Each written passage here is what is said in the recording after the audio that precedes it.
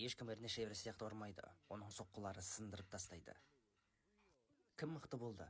Мықты қарсылас. Эрни Шейверс.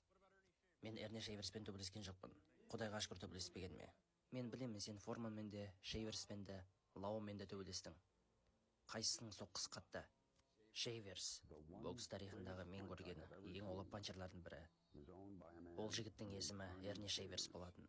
Мен көрген жекпе-жегімде Эрни Шейверс Бернардо Маккадан солай қатты ұрған болатын.